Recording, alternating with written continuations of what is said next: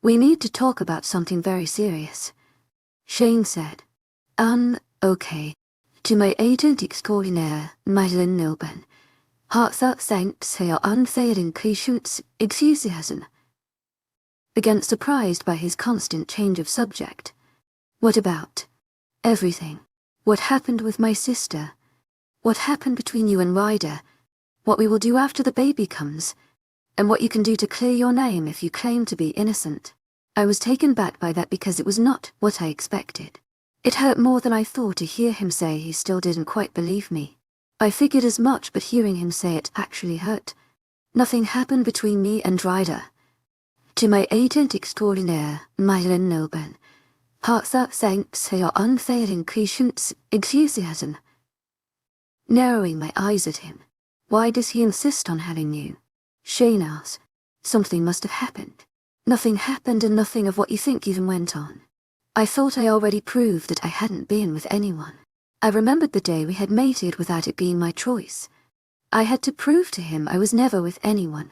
I had to sleep with him to show him that because he just couldn't trust me, something still went on.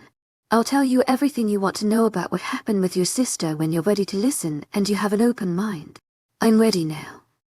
Seeming sure of himself. No, you're not. Not if you're making assumptions and won't even believe me when I told you nothing happened. To my agent extraordinaire, Madeline Milburn. 𝐊𝐢𝐳𝐬𝐭𝐢𝐳𝐧. As far as clearing my name, I think I might know someone who can clear that up, but you seriously need to let 𝐊𝐢𝐳𝐬𝐧𝐰. They didn't do anything and I thought you said you were going to let them go. You can't really expect me just to let my guard down. Do you? How do I know they won't do anything? I'm your mate and you should trust me. But I guess we already know how trust goes between us. Right. I snapped. Who is this person you're talking about? How will they be able to help? Shane asked. Ignoring me. Justin, the beta of Imperial, is protecting me and BRE. He knows what happened, but it won't be easy for him to slip away from Ryder. To my agent extraordinaire, Madeline Milburn. 𝐊𝐢𝐳𝐬𝐭𝐢𝐳𝐳𝐬𝐿. I'll talk to him and not alone, he said firmly. He won't trust you and won't open up if you're there. We could ask BRE if she can help, but that's if you let her out. To my agent extraordinaire, Madeline Milburn. 𝐊𝐢𝐳𝐬𝐭𝐢𝐳𝐳𝐬𝐿. I told you that BRE is his mate. He won't try anything on me. We'll talk about that later. Right now I want to tell you that I'm not going to let them hurt you. But what you did was bad. Killing a Luna is against pack law, and there will be conveniences. After the baby comes you won't be able to see the baby. Wait. What? I cut him off. What are you talking about? There has to be enough proof to clear your name, and if that doesn't happen I can't allow you to be around our baby. There will be a process you will have to go through with the elders. Even if they do forgive you because you are a Luna yourself. I don't want the baby to be around. It's my baby. Are you seriously going to try to take my baby away? Please don't do that to me. I thought we were trying to work things out. I'm sorry for what happened and I told you I didn't do it. Yes, I said I did it first, but that's before I found out Ryder had done it. I told you the other day he snuck in to see me. I know and I'm trying here. I really am, but Eddie was my baby sister. The only sister I had, and she was taken away from our family. There's nothing I want more than to believe you, but this is too much. You have to understand. I understand. Really I do. But you don't have to take this away from me. If you do I will never forgive you and I'll run away before you take my baby. I don't care if you are my mate. I'm going to be a mother and my baby comes first. Just give me some time. To my agent extraordinaire, Madeline Milburn. 𝐊𝐢𝐳𝐬𝐭𝐢𝐳𝐳𝐬𝐧. Shane pleaded. I'm trying to keep an open mind. I'll try and I won't take the baby away. It's just I know. To my agent extraordinaire, Madeline Milburn. 𝐊𝐢𝐳𝐬𝐭𝐢𝐳𝐧. I understand. I'm asking you for time too. I promise you that if you try taking my baby you won't see us both ever again. Take your time and give me my time as well. I'm trying. I was now getting a headache and I felt tired. I couldn't believe he had just threatened me to take my baby away. If you ask me, you're not trying hard enough. 𝐿𝐷𝐸 𝐿𝐷𝐸 𝐊𝐢𝐳𝐬𝐭. I'm sorry. 𝐿𝐷𝐸 𝐊𝐢𝐳𝐬𝐭. I shouldn't have said that. I'm still angry and confused. Forgive me. I'm going to sleep. I'm exhausted, and I really don't want to see you right now. I walked out of the kitchen and walked slowly up the stairs. I went to our room and closed the door behind me. I quickly changed into one of Shane's shirts to sleep in. I blindly crawled into the bed and pulled the covers tightly around me. I was just falling asleep when the door to the bedroom opened. I felt a dip next to me and then I was caged in Shane's arms. They were tightly wrapped around my waist and he pulled me to him. I'm sorry. 𝐿𝐷𝐸 𝐿𝐢𝐳𝐬𝐭. I'll try harder. I don't want to lose you or our baby. I love you. I turned around so that I was now facing him. It was dark in the room and it was a bit difficult to see his face. My eyes had adjusted to the dark, but it was still hard to see him when he tried to nuzzle his face in my neck. I love you too. 𝐿𝐷𝐸 𝐊𝐢𝐳𝐬𝐭. I sighed when Shane's breathing started to even out. His warm breath tickled my neck, but it felt good having him close. Shane promised he would try harder for me. My promise to him: if he ever tried to take my baby away, I will disappear off of the face of the earth and he will never see either of us. I'm not going to let anyone, not even my mate, take my new reason for happiness away from me. I won't let him hurt me like that, especially not to get back at me. That was a promise I intended to keep.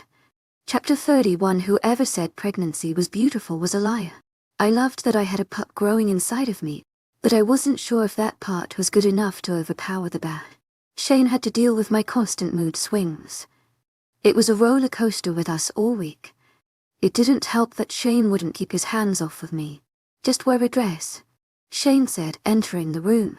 None of the dresses fit me. I grunted. It's too tight. We're going to see my parents. It will only be for a short time. We were going to have dinner with Shane's parents tonight. They were informed about everything that was happening. Shane left out a few details about his sister's death. He only mentioned that I had a connection to the incident. I can't have dinner with them and pretend things are fine. 𝐿𝐷𝐸